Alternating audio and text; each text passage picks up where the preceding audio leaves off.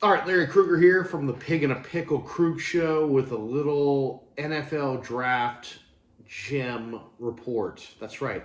Every week during the college football season, I'm going to give you one player that I'm super fired up about for the upcoming draft, and we'll do this throughout the year. And of course, we're brought to you by Pig and a Pickle, best barbecue in Northern California. Check them out in Emeryville and Corte Madera. They're open 7 days a week in both spots from 11 a.m. until 8 p.m. or until they run out. Pig and a Pickle, the best barbecue in all of Northern California. Get the brisket chili. The potato chips cooked in beef fat are amazing. Check them out. Go say hi to Damon and Mary, the owners of Pig and a Pickle, and tell them that Larry Krueger sent you. All right, let's talk a little bit about one player that I am so fired up about. It's West Virginia linebacker Lee Koba. Now, if you see the spelling, the last name is spelled Kpogba, but those three letters P-O-G in the middle or the P and the G, I should say, are silent. It's pronounced Lee Koba. And man, this guy is incredible. He wears number one. He is number one. I mean, this guy is fantastic. If you saw him last week against Penn State, he had 13 tackles, 1.5 tackles for loss in the season opener against the Nittany Lions. He played that weak side linebacker spot. West Virginia goes with the two stack backers. He played the Mike linebacker spot last year, but this year Jordan Leslie, the defensive coordinator, moved him, at least for this game, to the weak side spot. And man, he was a man on a mission against Penn State. In fact, he led West Virginia in tackles last year, playing that Mike linebacker spot. He had 92 total tackles, 44 solo, 3.5 sacks. The 92 tackles were 26 more than West Virginia's second leading tackler last year. It's not just that this guy makes tackles, he hits like a truck. I mean, this is a tone-setting, physical player. This guy comes downhill and will absolutely knock the snot out of your nose. He is big time. Anyway, Jordan Leslie, can't say enough good things about Lee Koba. He's had at least now 13 tackles in 3 straight games dating back to last year. He's West Virginia's physical leader. He's West Virginia's emotional leader. Let's talk a little bit about this player. He's from Winston-Salem, North Carolina. He's actually from Ghana. He's a native of Ghana in West Africa, but he originally committed to go play for Dino Babers at Syracuse, and then left Syracuse, played JUCO ball at East Mississippi Community College in Scuba, Mississippi. I don't know if anybody's been to Scuba, but that's where East Mississippi Community College is. He was the number 2 junior college linebacker recruit nationally. So it's not like this guy just burst onto the scene. People have known about him. He's put on weight over the last couple of years. He weighed about 6'1", 210. He's now up to about 6'1", 230. He played an outside linebacker and running back in high school. As I said, native of Ghana in West Africa. Really smart kid, too. He was a Big 12 honor roll student. He's already received his bachelor's degree in integrated studies. Super humble kid as well. I mean, this guy, really, really solid. I mean, the guy was all over the field against Penn State in the opener, and they asked him in the post-game presser, how do you feel you played individually? He's like, I was all right. I was okay. So I mean, it's like he's humble, he's smart, he's crazy athletic, he hits like a truck. I mean, there's no reason not to like this kid. Smart kid, humble kid. The Mountaineers use 2 inside backers, the Mike backer and the weak side backer, the Will linebacker.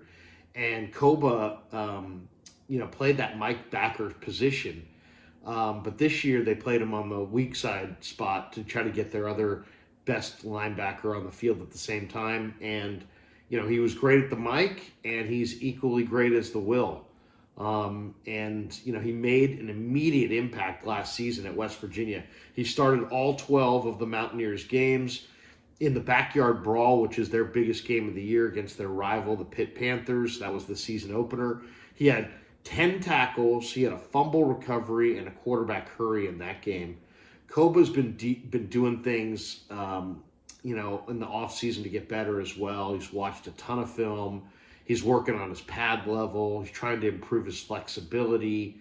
This guy just has a desire to get better and better and better. But what he really is, he's a box linebacker. And, man, the guy is better now than he was a year ago. He's good at reading his keys better than he was a year ago. He's more comfortable than he was a year ago. Last year was his first year in this defense. Now it's year 2, and you can see the improvement. He's playing faster and with a lot more confidence. So he's their unquestioned vocal leader of the defense. He is what to me, the highest compliment I can give any football player is calling them a tone setter. Because some guys, rise to the occasion when other guys take the lead, and some guys set the tone all by themselves. And Lee Koba is the kind of guy that sets the tone, man. He sets the tone. He's had some of the biggest hits I think I've seen in the last 5 or 10 years in the last 2 years at West Virginia. This guy will knock you silly. I mean, it's crazy how hard he hits. And, he runs well.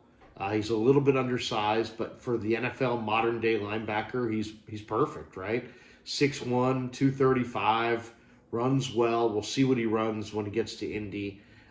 He's a redshirt senior, and as I said, he was a great player, in high school, and Dino Babers wanted him at Syracuse. Then he winds up at East Mississippi Community College in Scuba, becomes one of the most highly recruited linebackers in the nation, coming out of the JUCO ranks, winds up at West Virginia. Last year he was incredible.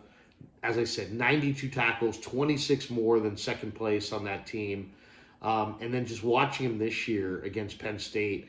I mean, Penn State really struggled to run the ball in the first half against West Virginia. And Penn State's got some good running backs. And Penn State's got a good offensive line. So for them to struggle, it really is a testament to Koba and the job that him and that defense did in that first half. Now, they wore down in the second half. They gave up a couple big runs in the second half. And that's to be expected. But, man, this guy at the next level is going to be something else. I don't know how he'll run in Indy in February, but all I got to say is this guy can play for me. I mean, every day, all day, this guy he's a hitter. He can play the middle backer. He's smart. He's fast. The guy loves to hit.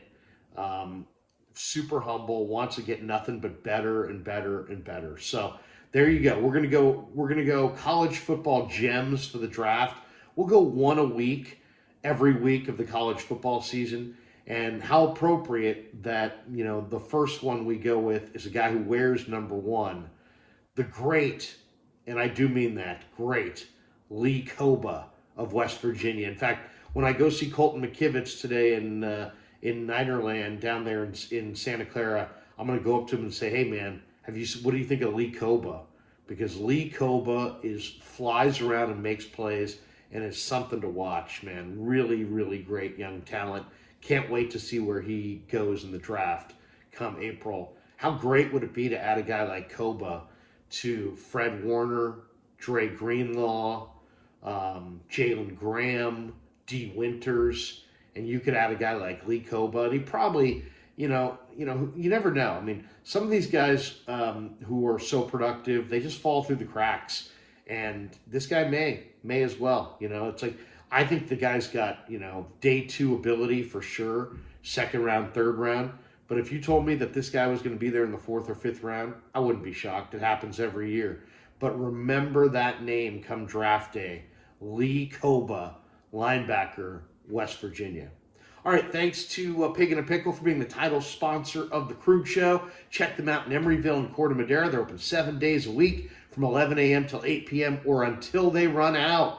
Pig and a Pickle, the best barbecue in all of Northern California. And thanks to all you guys for supporting the Krueger Show on YouTube.